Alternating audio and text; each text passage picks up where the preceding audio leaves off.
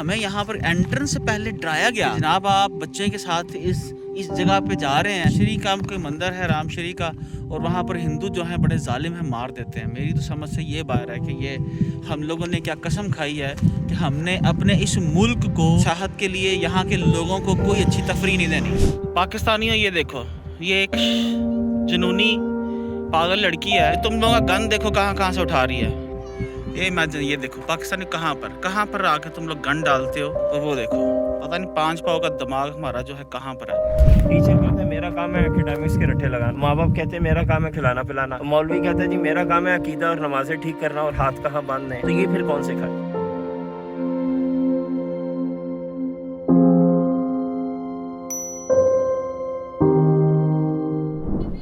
अस्सलाम वालेकुम एवरीवन।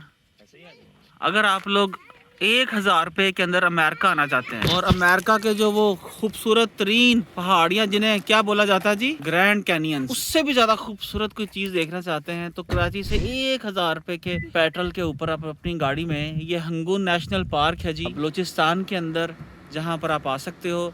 और ऐसी खूबसूरती, ऐसे पहाड़, उफ तो वाह, और इंतहाई खूबसूरत रोड, ये साथ जंगल है, इससे आगे झील है, ये पहाड़ है और ये खूबसूरत रोड है।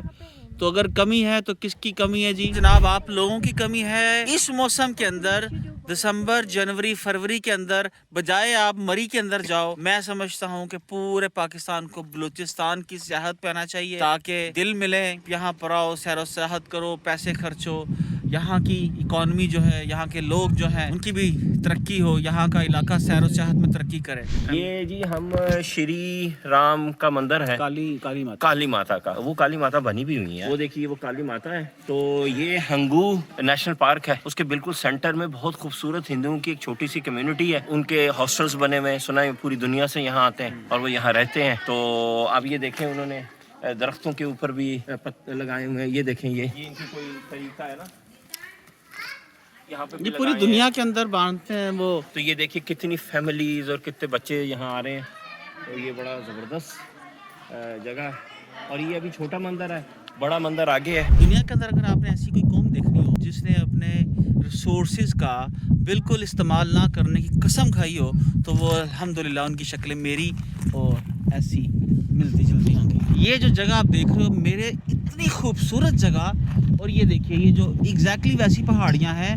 हाँ जी, इसमें केव्स बन जाते हैं, नेचुरल केव्स है ना, ये पानी ओवर द ईयर्स जाता रहता है तो अंदर केव बना देते हैं। तो वेस्ट में उन्होंने क्या किया है, इन जगहों को नेचुरल टूरिज्म के तौर पे डेवलप कर लिया है। तो वो लोग जो बिल्कुल शहरों से तंग हैं और बिल्कुल सुकून चाहते हैं ना, फिर वो यहाँ जाके रहते हैं। अगर आप इस केव को देखें तो हमारे जो रसूलुल्लाह सल्लल्लाहु अलैहि वसल्लम थे, तो जो हमें उनको पहली वही आई है ना, हमारे लिए ये केव इसलिए इम्पोर्टेंट है कि उनको इसी तरह के किसी केव में आई है। और अगर आप ये पानी निकाल दें, क्योंकि ये तो हंगोल रिवर जा रहा है ना साथ साथ, तो अगर आप इसको माइनस कर दें तो वो ट्रेन भी कुछ ऐसी होगी जहाँ पे वो जाया करते थे और पहाड़ पे ऊपर चढ़ के सत्तू और पानी लेके जाते। यानी ये हम लोग पूरी दुनिया में लोगों को मुराकबे के लिए भी इन्वाइट कर सकते हैं। आजकल तो मुराकबे की जो टूरिज्म है वो टॉप पे है ना, उसे क्या बोलते हैं अंग्रेजी में? मेडिटेशन। मेडिटेशन। ये देखिए जनाब, ये इंतहाई जंगल है और वो इंतहाई खूबसूरत झील है और ये पहाड़ हैं, और इन पहाड़ों के साथ यहाँ पर हम लोग अगर वो बलून वाली कंपनी एक ले आए जो यहाँ पर वो बंदे बैठाए, एयर बलून हवा पे लेके जाए, आसमान ऐसा खूबसूरत आसमान पता नहीं कितने महीनों बाद मैं देख रहा हूँ। तो पूरी दुनिया के अंदर वो मेरे पीछे जंगल है। और अहम बात यह है कि जी हमें यहाँ पर एंट्रेंस से पहले डराया गया कि जनाब आप बच्चे के साथ इस जगह पे जा रहे हैं, श्री का कोई मंदिर है राम श्री का, और वहाँ पर हिंदू जो हैं बड़े जालिम हैं, मार देते हैं। मेरी तो समझ से ये बात है कि ये हम लोगों ने क्या कसम खाई है कि हमने अपने इस मुल्क को चाहत के लिए यहाँ के लोगों को कोई अच्छी तफरीह नहीं देनी। ये हमारे पीछे है प्रिंसेस ऑफ होप, ठीक है। अब मसला यहाँ पे ये है कि आप सारा एरिया देख रहे हैं ना कितना खूबसूरत है, तो कोई यहाँ चढ़ा है और वो देखिए इतनी खूबसूरत जगह में वो 2 प्लास्टिक की बोतलें फेंक दी। कितना खूबसूरत इलाका है और इतना, यानी आप देखें ज़रा इस मंजर आप देखें। अब ये हमारी नेशनल ड्यूटी है, ये हमारी स्किल है ना, लाइफ स्किल है, रिस्पॉन्सिबल सिटीजनशिप, कि हम अपने नेचुरल रिसोर्सेज को कंजर्व करें। तो चूंकि हमारे अंदर ये लाइफ स्किल नहीं है ना, रिस्पॉन्सिबल सिटीजनशिप, तो किसी ने बस ऐसे बॉटल फेंकी है और ये चला गया। अब मसला इसका ये है कि यहाँ से नीचे जाना, ये देखें तो इसमें अगर आप किसी तरह स्लाइड करके नीचे उतर भी जाए तो ऊपर आना मुश्किल हो जाएगा। ऊपर आना बहुत मुश्किल है, इसलिए इसलिए हमने हर हाल में 2 वो बॉटल्स उठानी है। पाकिस्तानियों ये देखो, ये एक जुनूनी पागल लड़की है, तुम लोगों का गन देखो कहाँ कहाँ से उठा रही है।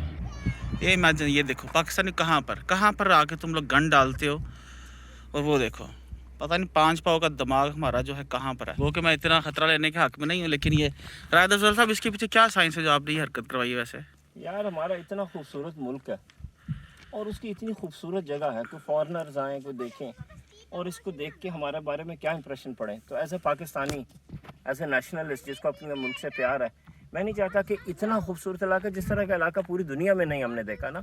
आपने भी देखे, यूएस देखा, यूरोप पूरा आपने देखा है, गल्फ देखा है, इस तरह का इलाका कहीं नहीं है। आप सुबह से यही कह रहे हैं कि मैंने पूरी दुनिया में ऐसा इलाका नहीं देखा, उसमें ऐसे बोतल पड़ी हो, ये तो गवारा नहीं होता ना। जी रात भाई, क्या एक्टिविटी हो रही है जी? ये जी हंगोल नेशनल पार्क में श्री राम का कोई मंदिर? राम का कोई मंदिर है, ये ऊपर जाते हैं तो ये मंदिर आता है, और ये हंगोल रिवर है गालबन, हाँ, जिसकी सोर्स वहाँ पीछे है। तो ये हमारे बच्चे नीचे गए हैं तो यहाँ लोगों ने कचरा फेंका हुआ है, तो वहीं से उनको एक बड़ी सी थैली मिल गई है। हाँ। जूम इन करें तो हाँ, तो ये पूरा कचरा जो है ना इतने से एरिए का, हाँ।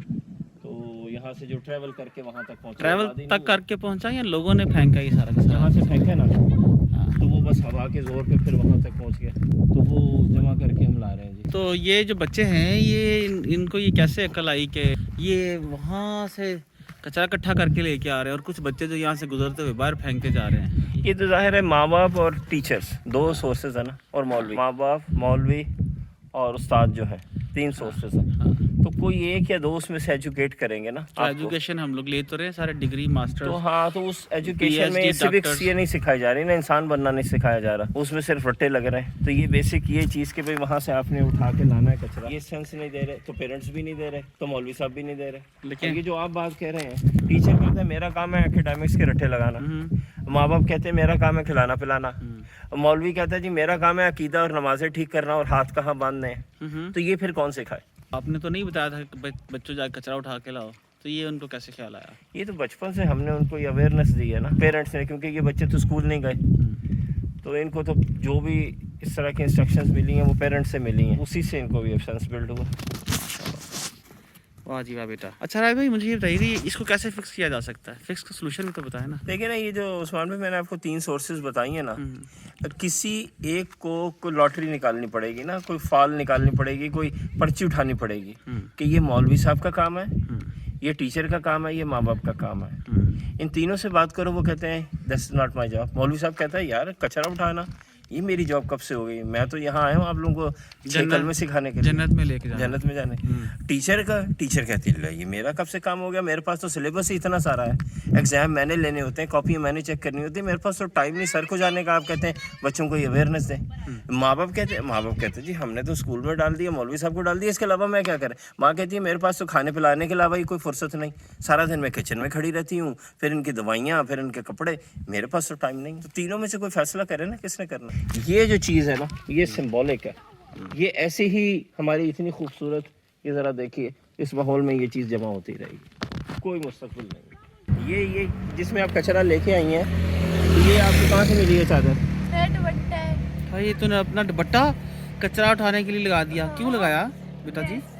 हैं? साफ करने के लिए, सफाई में इतना कचरा हो रहा है, ये तो खुलती भी नहीं है ना बोतलें, इसलिए हम ले आए अपने दुपट्टे में। तो आप क्या पाकिस्तान को क्या पैगाम देना चाहोगे? कि बोतल सीज में ना फेंके। अपनी गाड़ी में रखें, हाँ? हाँ, बिस्किट का पैकेट खाएं, लेस खाएं, और उसके बाद बराए मेहरबानी उसको अपनी गाड़ी में घर में जाकर कचरा फेंकें। ये बच्चे हैं जो स्कूल नहीं जाते, लेकिन माँ बाप की तरबियत है कि ये वहाँ से, ये मेरे ख्याल से 1 किलोमीटर से ज़्यादा का एरिया होगा जहाँ से ये इन्होंने कचरे का बैग इकट्ठा किया है। मुझे बाज़ में जब अरफा करीम टेक्नोलॉजी पार्क के वाशरूम में जाता हूँ तो मुझे समझ नहीं आती कि यहाँ पर पाकिस्तान का ये IT टावर है और सबसे पढ़े लिखे लोग यहाँ पर आते हैं। मोस्टली जो वहाँ पर काम करने वाले लोग हैं वो हाईली ग्रेजुएट्स हैं, इंजीनियर्स हैं, MBAs हैं, लेकिन कभी अगर आपको इत्तेफाक हो अरफा करीम टेक्नोलॉजी पार्क के वॉशरूम में जाने का, तो वहाँ पर 24 आवर्स तो नहीं लेकिन 8 से 10 घंटे मसलसल एक अटेंडेंट वहाँ पर मौजूद होता है, जो हर बंदे के बाहर निकलने के बाद वॉशरूम साफ करना जिसकी ड्यूटी है। अगर उस बेचारे से 2-4 मिनट की